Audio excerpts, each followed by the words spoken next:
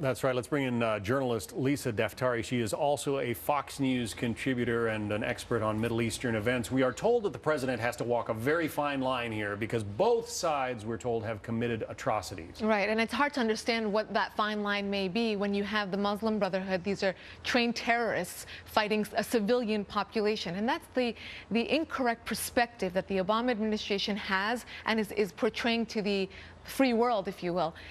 This is not a peaceful protest. These are not people that are on the streets, and there's no equal, to equate these two groups. These are street rats, terrorists fighting civilian populations. They vowed to not back down. The interim government invited them to go forward and include them in an inclusive government going forward, and they declined. And this is what you have on the streets. And the releasing of Mubarak is just, a confusing, something that would just, it's neither here nor there. We're trying to get away from the autocracy that was under Mubarak, get away from the theocracy which Morsi and the Muslim Brotherhood were trying to pull off, and go forward with a secular nationalist government. President Obama was a clear critic of Mubarak, said he had to go, but under Mubarak you at least had the maintenance of the Camp David Accords. You had a relatively peaceful Egypt. Right.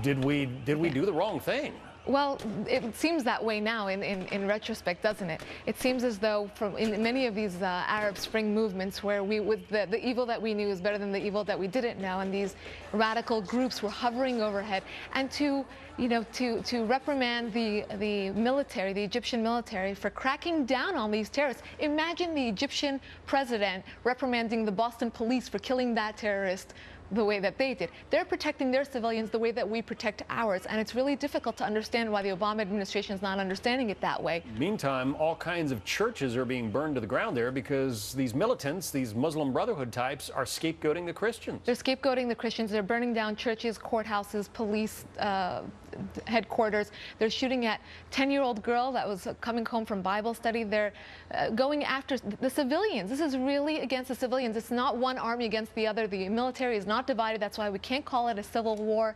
It's a very difficult situation for the Egyptian people, and they want the Muslim Brotherhood eradicated. They want this element to be really cleansed from their society. All right. We are going to continue to watch this situation. Obviously, it's a very tough one, but in your view, there is one side that deserves our support. Absolutely, and then we have to start seeing it that way. Lisa Daftari, thank you. Pleasure.